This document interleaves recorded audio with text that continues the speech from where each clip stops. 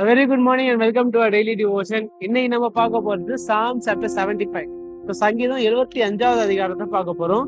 So இதுல நம்ம பார்க்குற ஒரு சின்ன சம்மரி என்னன்னா, it's sum of thanksgiving. அதாவது ஆண்டவருக்கு என்ன பண்றாங்க, ஒரு குழுவா ஒரு கும்பலா என்ன பண்றாங்க, கார்பரேட்டா ஆண்டவருக்கு நன்றி சொல்றாங்க.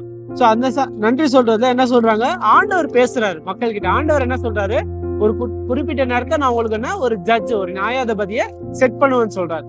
அதுக்கு ஏசாப் என்ன சொல்றாரு, உடனே இந்த துர்மார்க்கர்கள், இந்த தவறான துர்மார்க்கர்கள் தவறா செய்யற செயல்கள்ல சில பேர் என்ன பண்ணிருப்பாங்க, வளர்ந்துருப்பாங்க, பெரிய ஆட்களா இருப்பாங்க. அந்த ஆட்களுக்கு எல்லாம் என்ன பண்றாரு, ஏசாப் டைரக்டா ஒரு கன்ஃபரன்டேஷன், நேரடியா போய் பேசுறாரு.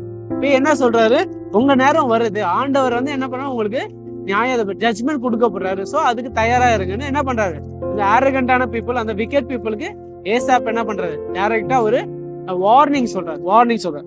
So இந்த சங்கீதத்துல நம்ம ஃபோக்கஸ் பண்ண போற verse verse 7. So Psalms chapter 75 verse 7, which says, it is God who executes judgment, putting down one and lifting up another.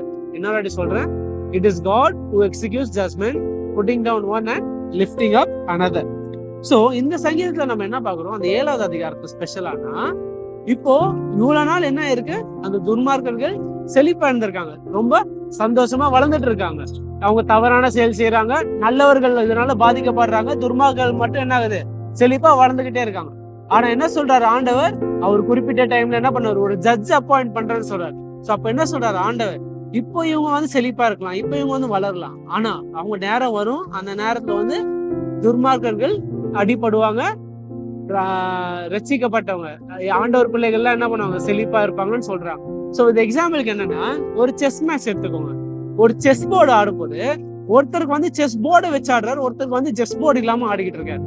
சரிங்களா, ஒருத்தருக்கு செஸ்ல போர்டு தெரியுது அவர் கண்ணுக்கு, இன்னொருத்தருக்கு என்ன தெரியல, செஸ் ஆடும் போது அந்த போர்டு கண்ணே தெரியல, அவர் பீஸ் மட்டும் தான் தெரியும். சோ இதுல ரெண்டாவது சிச்சுவேஷன் தான் யாரு, அந்த துர்மார்க்கர்கள். அவங்களுக்கு போர்டு தெரியல, ஆனா ஆடிக்கிட்டு இருக்காங்க. அப்போ அவங்க ஜெயிக்கலாம், ஏன்னா அவங்களுக்கு ரூல்ஸ் எதுவும் தெரியாம ஆடி ஆடி ஜெயிக்கலாம். ஆனா இறுதியில அது செஸ் போர்டு தெரிஞ்சது யாரு, ஆண்டவருக்கு தான் எல்லாம் தெரியும். அவருக்கு என்ன தெரியும், எல்லாமே தெரியும். இப்ப நடக்க போறதும் தெரியும், முன்னாடி நடக்க போறதும் தெரியும், இதுக்கு பின்னாடி நடந்தது எல்லாம் தெரியும் அவருக்கு. So is all knowing. So என்ன, இப்போ அவங்க ஜெயிக்கிற மாதிரி இருக்கலாம், இப்போ அவங்க ரொம்ப பவர்ஃபுல்லா செழிப்பா இருக்கிற மாதிரி இருக்கலாம் அந்த துர்மார்க்கர்கள், ஏன்னா அவங்க கண்ணுக்கு அந்த போர்டு தெரியல. ஆனா போர்டு தெரிஞ்ச ஆண்டவர் என்ன பண்ணுவாரு, குறிப்பிட்ட டைம்ல அவர் சித்தம் வச்ச டைம்ல என்ன பண்ணுவாரு, கரெக்டா அட்டாக் பண்ணி என்ன பண்ணுவாரு, ஜஸ்டிஸ் கொடுப்பாரு. என்ன பண்ணுவாரு, ஜஸ்டிஸ் கொடுப்பாரு. சோ இதுல நம்ம என்ன எடுத்துக்க போறோம்னா, அந்த சங்கீதப்படியே நம்மள என்ன பண்ணும், அப்சர்வ் பண்ணிட்டு நம்ம என்ன பண்ணும், ஏசாப் என்ன பண்றாரு, ஆண்டவர் வாக்கு கேட்டோன்னே என்ன பண்றாரு, துர்மார்க்கங்களை போய் கன்ஃபரண்ட் பண்றாரு. ஏன்னா ஆண்டவர் அவர்கிட்ட பேசி, ஆண்டவர் வார்த்தை அவருக்குள்ள பேசினதாலதான் அவருக்கு என்ன வருது, அந்த தைரியம் வருது. என்ன தைரியம் வருது, துர்மார்க்கங்களை சொல்றது, உங்களுக்கு உங்க நேரம் முடிய போகுது, ஆண்டவர் என்ன பண்ண போறாரு, உங்களுக்கு நியாய தீர்ப்பு பார்க்க போறாரு. அதே மாதிரி நம்மளே என்ன பண்ணணும், நம்ம அந்த விசுவாசம் இருக்கணும். ஆண்டவரோட வார்த்தையில, ஆண்டவரோட வாக்குல அவ்வளவு விசுவாசம் என்ன பண்ணும், நம்ம வச்சுக்கணும். ஏன்னா நம்மளுக்கும் என்ன தெரியாது, எப்போ ஆண்டவர் அவர் சித்தப்படி பதில் கொடுப்பாருன்னு தெரியாது, அந்த போர்டு படி நம்மளுக்கும் தெரியாது, ஆண்டவருக்கு மட்டும்தான் தெரியும்.